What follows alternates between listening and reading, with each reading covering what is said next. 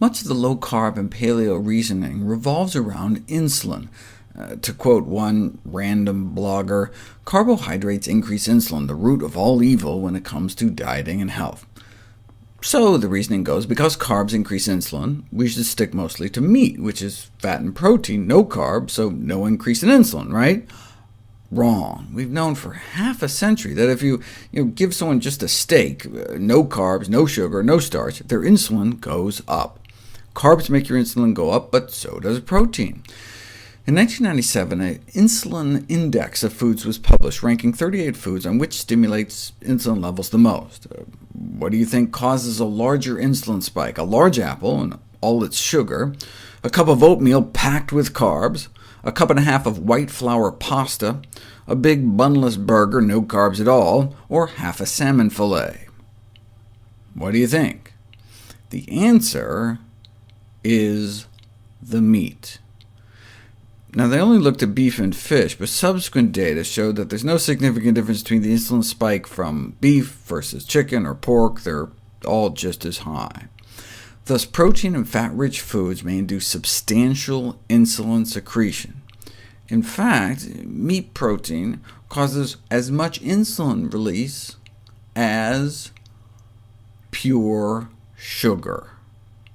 So, based on their own framework, if they really believe insulin is the root of all evil, then low-carbers and paleo folks would be eating big bowls of white spaghetti day in, day out before they'd ever touch meat.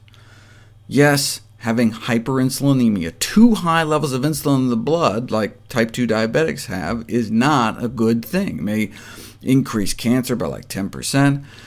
But if low-carb and paleo people stuck to their own theory, if it's all about insulin, then they would be telling everyone to eat vegetarian. Vegetarians have significantly lower insulin levels, even at the same weight.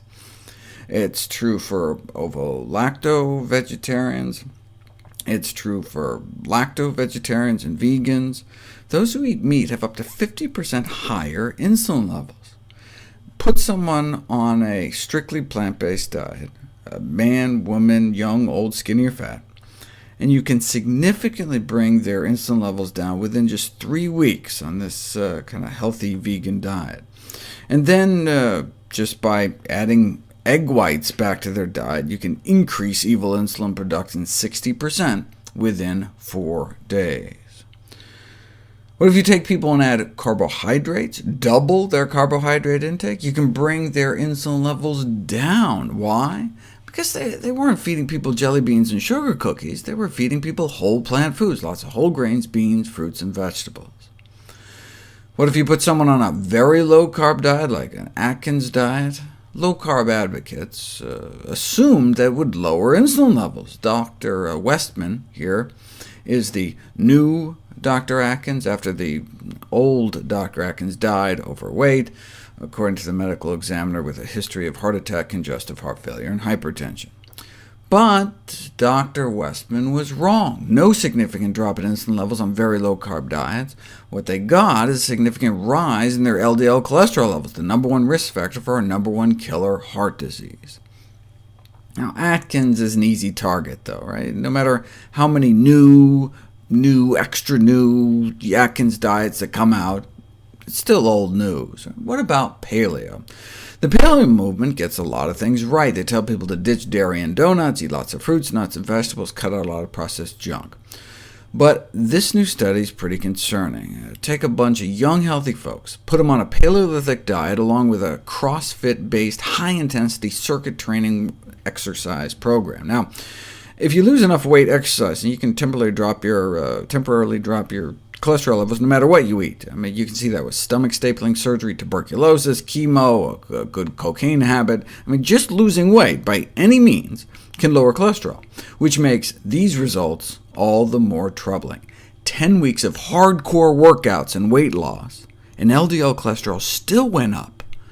And it was even worse for those that started out the healthiest. Those starting out with really good LDLs, under 70, had a 20% elevation in LDL, and their HDL dropped. Right? Exercise is supposed to boost your good cholesterol, not lower it.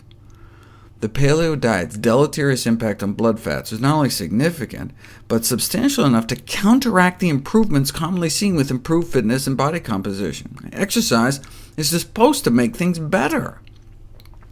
Put people instead on a plant-based diet and a modest exercise program, mostly just walking-based, and within 3 weeks can drop their bad cholesterol 20% and their insulin levels 30%, despite the 75 to 80% carbohydrate diet. Whereas the paleo diets appear to negate the positive effects of exercise.